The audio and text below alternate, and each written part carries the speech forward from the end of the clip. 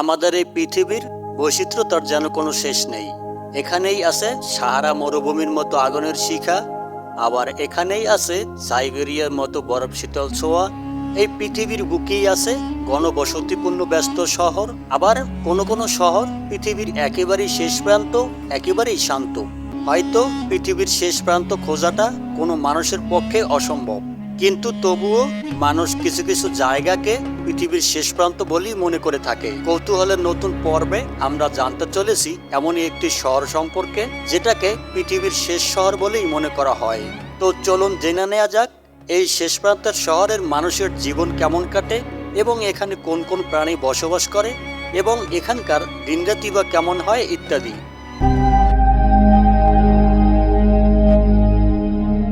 পৃথিবীর সবচেয়ে দুর্গমতম বসতি বা রিমোট এরিয়ার অন্যতম একটি শহর হল স্যালবার্ড, যা নরওয়ের অন্তর্গত।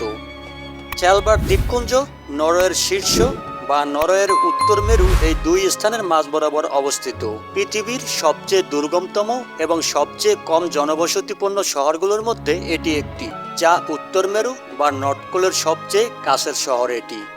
এখানকার ভূমির প্রায় 60% বরফ দ্বারা আবৃত এবং 10%-এরও কিছু কম জায়গায় অল্প কিছু গাছপালা রয়েছে।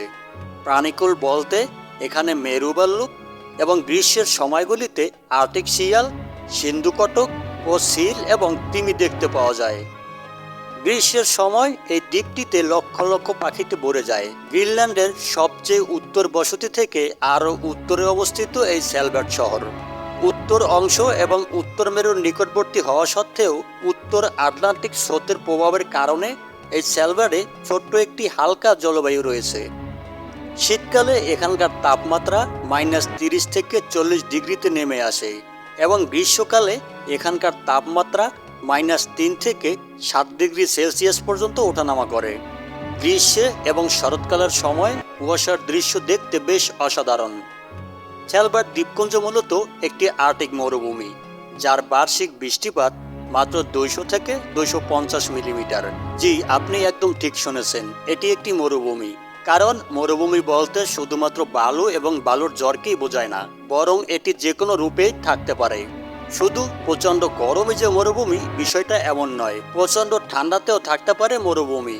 আপনার হয়তো জানা নেই যে পৃথিবীর সবচেয়ে বড় মরুভূমি হলো অ্যান্টার্কটিকা মহাদেশ।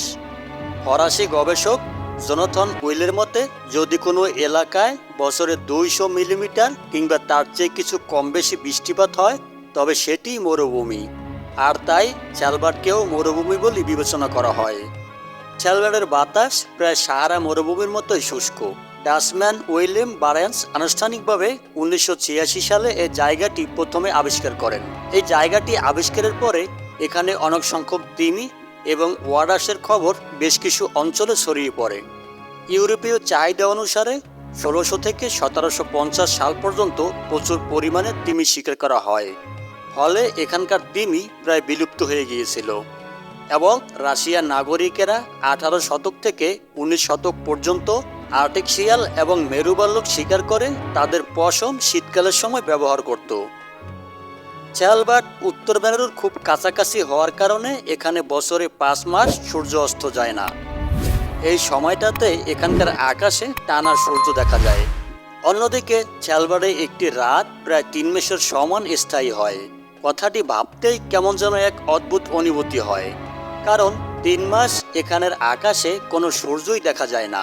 মেরু বৃত্তের ভিতরে থাকা এখানে নিষিদ্ধ সূর্য দেখতে পাওয়া যায় এবং পৃথিবীর উত্তর মেরুতে চৌম্বকীয় বলয়ের কারণে এখানে প্রাকৃতিক ঘটনা অরোরা বা মেরুদূতই দেখতে পাওয়া যায়। স্যালবার্ড উত্তরের জনবসতি 4টি আবাসস্থল নিয়ে গঠিত। 1 লংইয়ার বাইট, 2 নিউ ইয়ার সথ, 3 পিরামিডেন এবং 4 বারেন্স পার্ক। লংইয়ার বাইট এটি উত্তর মেরু থেকে মাত্র 814 মাইল দূরে অবস্থিত। লংইয়ার বাইট হল স্যালবার্ডের মূল জনবসতি এবং সারা বছর 2000 জনের কিছু বেশি মানুষ এখানে বসবাস করে। হোটেল, দোকান এবং একটি আন্তর্জাতিক বিমানবন্দর সহ একটি সাধারণ শহরে যেই সমস্ত অবকাঠামো থাকে এখানে সবকিছুই রয়েছে। এই বিমানবন্দরটি পৃথিবীর উত্তরের একেবারে শেষ বিমানবন্দর। আপনি এখানেই দেখতে পাবেন পৃথিবীর উত্তরের শেষ বিশ্ববিদ্যালয়টিকে। নিউ ইয়র্ক সাউথ। নিউ ইয়র্ক সাউথ হল আরব উত্তরে অবস্থিত একটি বৈজ্ঞানিক গবেষণা কেন্দ্র, যেখানে বছরের গ্রীষ্মকালে ৩৫ জন জনসংখ্যা বেড়ে ১২০ জনের মতো হয়। পিরামিডেন। পিরামিডেন হল একটি প্রয়াত সোভিয়েত খনিজ শহর, যেটা সোভিয়েত ইউনিয়নের পতনের পর পরিত্যক্ত হয়েছিল। এক সময় ১,০০০ জনেরও কিছু বেশি মানুষ এখানে বসবাস করত, তবে বর্তমানে হাতে গোনা কয়েকজন লোক এখানে বসবাস করে।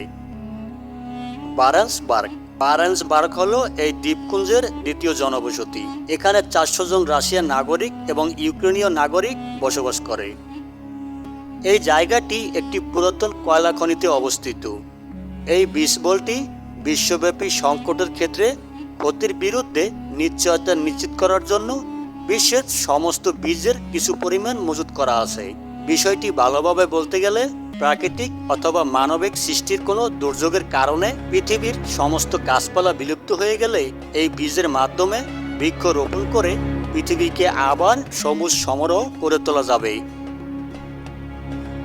স্যালবার্ট বিশ্বের সবচেয়ে নিরাপদ শহরগুলোর মধ্যে একটি। এখানে কোনো রকম অপরাধ নেই। এখানে ৫০টি দেশের বাসিন্দা মিলেমিশে বসবাস করে। স্যালবার্টে বসবাস করার জন্য কোনো ভিসা বা পারমিশনের প্রয়োজন নেই। এখানে জনবসতিহীন ব্যতীত বাইরের কোনো লোকদের আগমন করা একেবারেই নিষিদ্ধ, কারণ এখানে ভয়ঙ্কর মেরুবল্লক থাকে।